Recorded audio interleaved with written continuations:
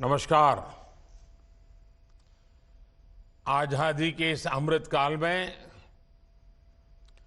देश की आजादी के और देश के कोटि कोटि जनों के अमृत रक्षक बनने पर आप सबको बहुत बहुत बधाई। मैंने आपको अमृत रक्षक इसलिए कहा क्योंकि आज जिन युवाओं को नियुक्ति पत्र मिल रहा है वो देश की सेवा के साथ साथ देश के नागरिकों की, देश की रक्षा भी करेंगे। इसलिए एक तरह से आप इस अमृत काल के जन और अमृत रक्षक भी हैं। मेरे परिवारजनों, इस बार रोजगार मेला का ये आयोजन एक ऐसे माहौल में हो रहा है जब देश गर्व और आत्मविश्वास से भरा हुआ है। हमारा चंद्रयान और उसका रोवर प्रज्ञान लगातार चंद्रमा से ऐतिहासिक तस्वीरें भेज रहा है। गर्व से भरे इस क्षण और ऐसे समय में आप अपने जीवन की सबसे महत्वपूर्ण यात्रा शुरू करने जा रहे हैं। मैं सभी सफल अभ्यर्थियों और उनके परिवारजनों को अनेक अनेक शुभकामनाएं देता हूं। साथियों, सेना में आकर सुरक्षा बलों के साथ जुड़कर पुलिस सेवा में आकर हर युवा उसका सपना होता है कि वो देश की रक्षा का प्रहरी बने। और इसलिए आप पर बहुत बड़ा दायित्व होता है। इसलिए आपकी जरूरतों के प्रति भी हमारी सरकार बहुत गंभीर रही है। बीते कुछ वर्षों में अर्धसैनिक बलों की भर्ती प्रक्रिया में हमने कई बड़े बदलाव किए हैं। आवेदन से लेकर चयन तक की प्रक्रिया में तेजी लाई गई है। अर्धसैनिक बलों में भर्ती के लिए होने वाली परीक्षा अब 13 स्थानीय भाषाओं में भी कराई जा रही है। पहली ऐसी परीक्षा में सिर्फ हिंदी या अंग्रेजी चुनने का ही विकल्प होता था। अब मातृभाषा का मान बढ़ा है। इस बदलाव से लाखों युवाओं के लिए रोजगार पाने के रास्ते खुल गए हैं। पिछले वर्ष भी छत्तीसगढ़ के नक्सल प्रभावित जिलों में सैकड़ों आदिवासी युवकों की नियुक्ति की गई थी। इन्हें नियमों में छूट देकर सुरक्षा बल में भर्ती पाने का अवसर दिया गया ताकि विकास की मुख्य धारा से जुड़े रहें। इसी तरह बॉर्डर डिस्ट्रिक्ट और उग्रवाद प्रभावित जिलों के युवाओं के लिए कांस्टेबल भर्ती परीक्षा में कोटा बढ़ाया गया है। सरकार के प्रयासों से अर्धसैनिक बलों को लगातार मजबूती मिल रही है। साथियों, देश का विकास सुनिश्चित करने में आपके दायित्व की महत्वपूर्ण भूमिका है। सुरक्षा का वातावरण, कानून का राज विकास की रफ्तार को तेज कर देता है। आप यूपी का उदाहरण ले सकते हैं। कभी यूपी विकास के मामले में बहुत पीछे था और अपराध के मामले में बहुत आगे, लेकिन अब कानून का राज स्थापित होने से यूपी विकास की नई ऊंचाई छू रहा है। कभी गुंडों माफिया की दहशत में रहने वाले उत्तर प्रदेश में आज भयमुक्त समाज की स्थापना हो रही है। कानून व्यवस्था का ऐसा शासन लोगों में विश्वास पैदा करता है और जब अपराध कम हुआ है तो यूपी में निवेश भी बढ़ रहा है, इन्वेस्टमेंट आ रहा है। इसके उलट हम ये भी देखते हैं कि जिन राज्यों में अपराध चरम पर है वहां निवेश भी उतना ही कम हो रहा है। सारे रोजी रोटी के सारे काम ठप पड़ जाते हैं। मेरे परिवारजनों, आजकल आप लगातार पढ़ते भी हैं और देखते भी हैं कि भारत दुनिया की सबसे तेजी से बढ़ती हुई अर्थव्यवस्था है। भारत इस दशक में टॉप 3 अर्थव्यवस्था में शामिल हो जाएगा और ये गारंटी जब मैं आपको देता हूं ना, बड़ी जिम्मेवारी के साथ मेरे देशवासी, मेरे परिवारजनों को ये मोदी गारंटी देता है। लेकिन जब आप ये पढ़ते हैं तो एक सवाल आपके मन में जरूर आता होगा कि इसका देश के सामान्य नागरिक पर क्या असर होगा, और ये सवाल बहुत स्वाभाविक भी है।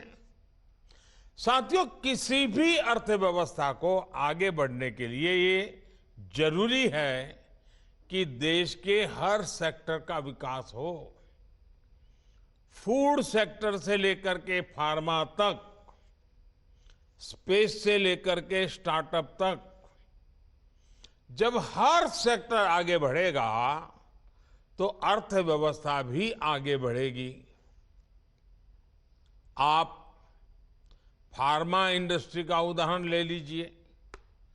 महामारी के समय भारत के फार्मा इंडस्ट्री की बहुत सराहना की गई। आज ये इंडस्ट्री 4 लाख करोड़ रुपए से ज्यादा की है और कहा यह जा रहा है कि 2030 तक भारत की फार्मा इंडस्ट्री करीब 10 लाख करोड़ रुपए की हो जाएगी। अब ये फार्मा इंडस्ट्री आगे बढ़ेगी तो इसका क्या मतलब हुआ? इसका मतलब ये हुआ कि इस दशक में फार्मा इंडस्ट्री को आज की तुलना में कई गुना ज्यादा युवाओं की जरूरत पड़ेगी। रोजगार के अनेक नए अवसर आएंगे।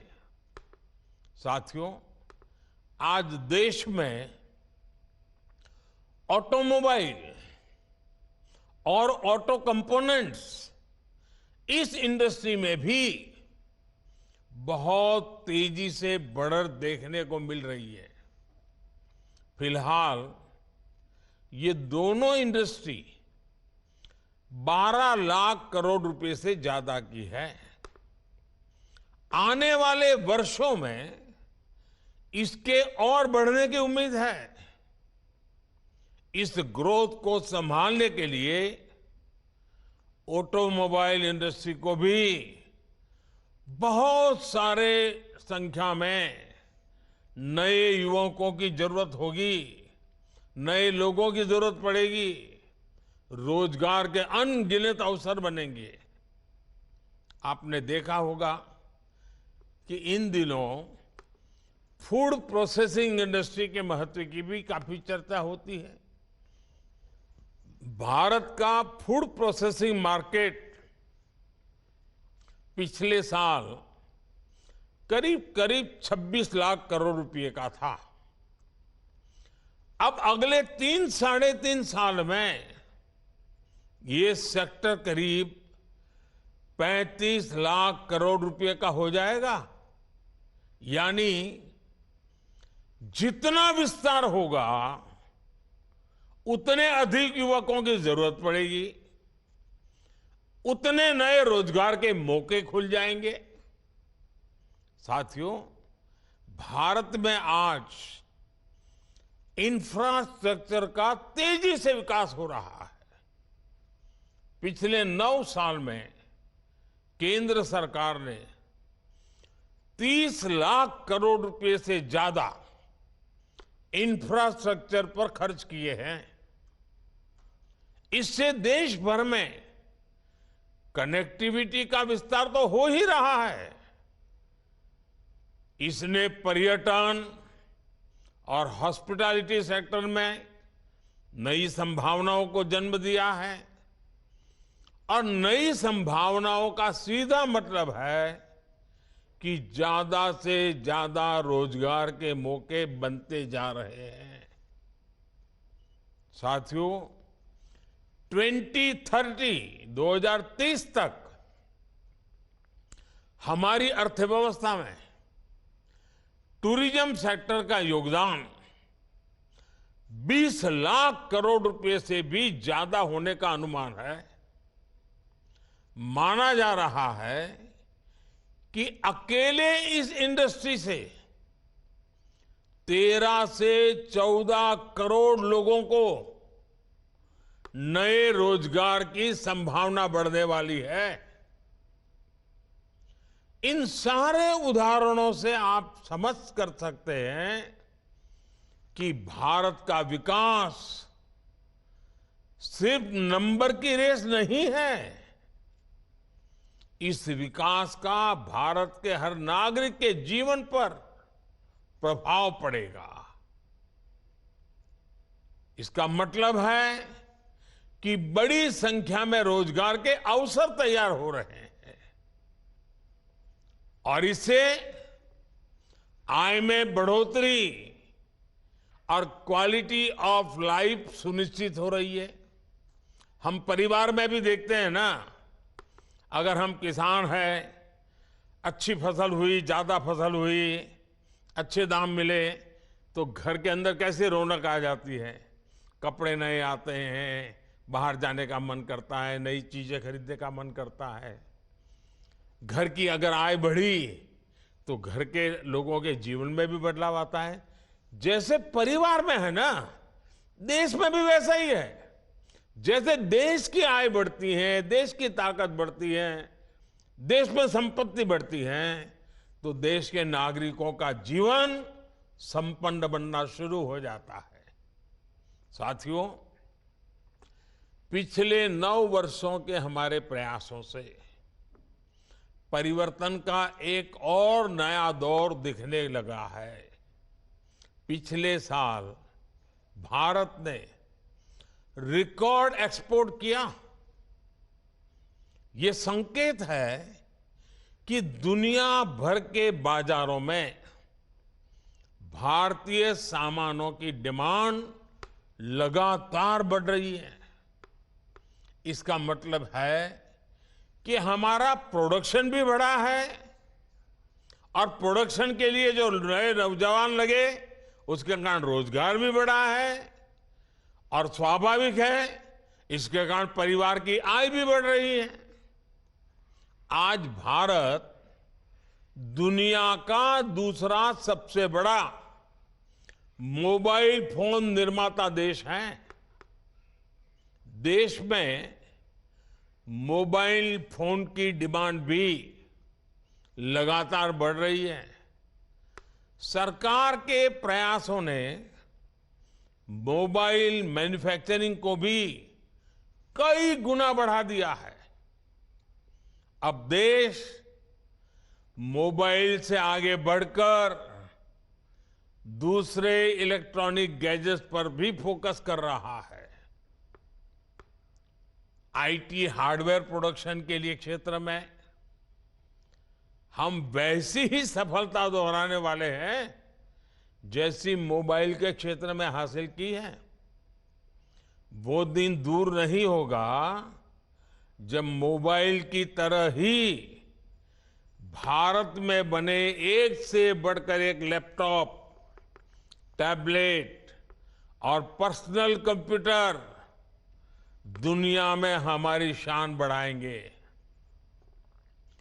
वोकल फॉर लोकल के मंत्र पर चलते हुए भारत सरकार भी made in India laptop, computer जैसे अनेक प्रोडक्ट्स खरीदने पर जोर दे रही है। इससे मैन्युफैक्चरिंग भी बढ़ी है और युवाओं के लिए रोजगार के नए मौके भी बन रहे हैं। इसलिए मैं फिर कहूंगा, अर्थव्यवस्था के इस पूरे चक्र को संभालने की, इसे सुरक्षा देने की बहुत बड़ी जिम्मेदारी आप सभी, जब ये सुरक्षा कर्मी के रूप में आपका जीवन आरंभ हो रहा है, आपका कार्य आरंभ हो रहा है, तो कितनी जिम्मेवारी आपके सर पर है, इसका आप भली भांति अंदाज लगा सकते हैं। मेरे परिवारजनों, 9 साल पहले आज के ही दिन प्रधानमंत्री जन धन योजना लॉन्च की गई थी। इस योजना ने गांव और गरीब के आर्थिक सशक्तिकरण के साथ ही रोजगार निर्माण में भी बहुत बड़ी भूमिका निभाई है। 9 साल पहले देश में बहुत बड़ी संख्या में लोगों के पास बैंक खाता ही नहीं था। बेचारों ने बैंक का दरवाजा नहीं देखा था। लेकिन जनधन योजना के कारण बीते 9 वर्षों में 50 करोड़ से ज्यादा नए बैंक खाते खोल चुके हैं। इस योजना से गांव गरीब तक सरकारी लाभ सीधे पहुंचाने में तो मदद मिली ही है, और साथ ही महिलाओं, दलितों, पिछड़ों, आदिवासियों के रोजगार और स्वरोजगार को इससे बहुत बल मिला है। जब गांव-गांव में बैंक खाते खुले तो इसके लिए बैंकिंग कॉरेस्पोंडेंट्स के रूप में, बैंक मित्र के रूप में लाखों युवाओं को अवसर मिले। बैंक मित्र हो, बैंक सखी हो, इसके रूप में हमारे हजारों बेटे बेटियों को रोजगार मिला। आज 21 लाख से अधिक युवा साथी बैंकिंग कॉरेस्पोंडेंट, या तो कहें बैंक मित्र या बैंक सखी के रूप में गांव-गांव में सेवाएं दे रहे हैं। बड़ी संख्या में डिजिटल सखियां महिलाओं और बुजुर्गों को बैंकिंग सेवा से जोड़ रही है। इसी प्रकार जनधन योजना ने रोजगार और स्वरोजगार के एक बड़े अभियान मुद्रा योजना को बल दिया। इससे महिलाओं सहित उन वर्गों को छोटे छोटे बिजनेस के लिए लोन लेना आसान हुआ। जो कभी इसके बारे में सोच भी नहीं सकते थे। इन लोगों के पास बैंकों को देने के लिए कोई गारंटी नहीं होती। ऐसे में सरकार ने खुद उनकी गारंटी ली। मुद्रा योजना से अभी तक 24 लाख करोड़ रुपए से अधिक के लोन दिए जा चुके हैं। इसमें करीब 8 करोड़ साथी ऐसे हैं जिन्होंने पहली बार कोई बिजनेस शुरू किया है, अपना काम शुरू किया है। पीएम स्वनिधि योजना के तहत करीब करीब 43 लाख स्ट्रीट वेंडर्स को, रेहड़ी पटरी वाले जो लोग होते हैं ना हमारे, पहली बार बैंकों से बिना गारंटी का ऋण स्वीकृत हुआ है। मुद्रा और स्वनिधि के लाभार्थियों में बड़ी संख्या में महिलाएं, दलित, पिछड़े और मेरे आदिवासी युवा हैं। जनधन खातों ने गांवों में महिला सेल्फ हेल्प ग्रुप्स को मजबूत बनाने में भी बहुत मदद की है। आजकल तो मैं गांव में जाता हूं, जब महिला सेल्फ हेल्प ग्रुप की बहनों को मिलता हूं तो कई तो उसमें से आके गए मैं तो लखपति दीदी हूं। ये सब इसी से संभव हुआ है। सरकार जो आर्थिक मदद करती है वो महिला सेल्फ हेल्प ग्रुप से जुड़ी महिलाओं के बैंक खातों में अब सीधे जमा होता है। जनधन योजना ने देश में सामाजिक और आर्थिक परिवर्तन को गति देने में जो भूमिका निभाई है वो वाकई हमारी बड़ी बड़ी यूनिवर्सिटीज के लिए अध्ययन का विषय है। साथियों, अब तक रोजगार मेले के अनेक आयोजनों में लाखों युवाओं को मैं संबोधित कर चुका हूं।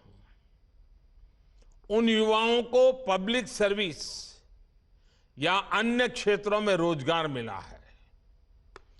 गवर्नमेंट और गवर्नेंस में बदलाव लाने के मिशन में आप सभी युवा मेरी सबसे बड़ी ताकत है। आप सभी उस पीढ़ी से आते हैं जहां सब कुछ बस एक क्लिक पर मिल जाता है। इसलिए आप समझ सकते हैं कि लोग हर सर्विस की तेज डिलीवरी चाहते हैं। आप अच्छी तरह जानते हैं कि आज की पीढ़ी समस्याओं का टुकड़ों में समाधान नहीं चाहती, उन्हें स्थायी समाधान चाहिए। इसलिए पब्लिक सर्वेंट्स होने के नाते आपको ऐसे फैसले लेने होंगे, ऐसी जिम्मेवारियां निभानी होगी, हर पल ऐसे तैयार रहना होगा जो लंबे समय तक लोगों के लिए फायदेमंद हो। आप जिस पीढ़ी से संबंध रखते हैं वो कुछ हासिल करने का इरादा रखती है। ये पीढ़ी किसी का फेवर नहीं चाहती, वो बस ये चाहती है कि कोई उनके रास्ते का रोड़ा ना बने। इसलिए पब्लिक सर्वेंट्स के तौर पर आपके लिए ये समझना बहुत आवश्यक है कि सरकार जनता की आकांक्षाओं को पूरा करने के लिए हमेशा जनता की सेवा के लिए है। आप ये समझते हुए काम करेंगे तो कानून व्यवस्था को बनाए रखने में भी आपको बहुत मदद मिलेगी। साथियों, अर्धसैनिक बलों में अपनी महत्वपूर्ण जिम्मेदारी को पूरा करने के साथ साथ आप सीखते रहने की प्रवृत्ति को भी बनाए रखें। आप जैसे कर्मयोगियों के लिए आई गॉट कर्मयोगी पोर्टल पर 600 से ज्यादा अलग अलग कोर्सेज उपलब्ध है। सर्टिफिकेट कोर्सेज हैं। 20 लाख से ज्यादा सरकारी कर्मचारियों ने इस पोर्टल पर रजिस्ट्रेशन कराया है। वो ऑनलाइन पढ़ाई कर रहे हैं, परीक्षाएं दे रहे हैं। मेरा आग्रह है कि आप सब भी इस पोर्टल से पहले दिन से ही जुड़ जाइए और पहले दिन से तय कीजिए मैं ज्यादा से ज्यादा कोर्सेज करूं, ज्यादा से ज्यादा सर्टिफिकेट कोर्स करूं, ज्यादा से ज्यादा सर्टिफिकेट प्राप्त करूं।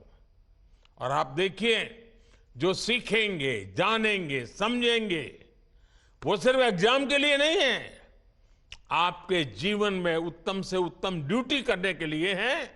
एक श्रेष्ठ अफसर बनने का सामर्थ्य उसमें पड़ा हुआ है। साथियों, आपका क्षेत्र यूनिफॉर्म की दुनिया का है। मैं आप सबसे आग्रह करूंगा, फिजिकल फिटनेस में जरा भी कॉम्प्रोमाइज मत कीजिए, क्योंकि आपका काम समय के बंधनों में बंधा हुआ नहीं होता है। मौसम का हर मार आपको झेलना पड़ता है। फिजिकल फिटनेस ये आपके विभाग में काम करने वालों के लिए बहुत जरूरी है। फिजिकल फिटनेस से ही आधा काम तो यूं ही हो जाता है। अगर आपके ढंग से आप खड़े हैं तो कानून व्यवस्था संभालने में कुछ करना नहीं पड़ता है, खड़ा रहना ही काफी हो जाता है। दूसरा मेरा मत है, आपकी ड्यूटी में तनावपूर्ण पल बहुत बार आते हैं। छोटी छोटी बात में तनाव आ जाता है। योगा ये आपके जीवन में नित्य प्रैक्टिस होनी चाहिए। आप देखेंगे एक संतुलित मन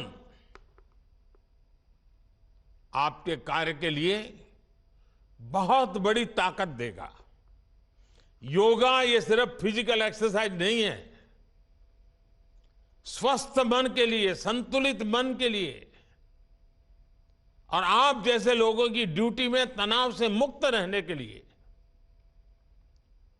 ये जीवन का हिस्सा होना बहुत जरूरी है। साथियों, देश 2047 में जब आजादी के 100 साल मनाएगा, तब आप सरकार में बहुत उच्च पद पर पहुंचे होंगे। ये 25 साल देश के और ये 25 साल आपकी जिंदगी के कितना अद्भुत संयोग है। अब मौका आपको नहीं गंवाना है। अपनी पूरी शक्ति, सामर्थ्य, जितना उसका विकास कर सकते हैं करिए, जितना ज्यादा समर्पण कर सकते हैं करिए, जितना ज्यादा जन सामान्य के जीवन के लिए अपने जीवन को खपा दें। आप देखिए, जीवन में एक अद्भुत संतोष मिलेगा, एक अद्भुत आनंद मिलेगा और आपके व्यक्तिगत जीवन की सफलता आपको संतोष देगी। मेरी आपको बहुत शुभकामनाएं हैं। आपके परिवारजनों को बहुत बहुत बधाई है। बहुत बहुत धन्यवाद।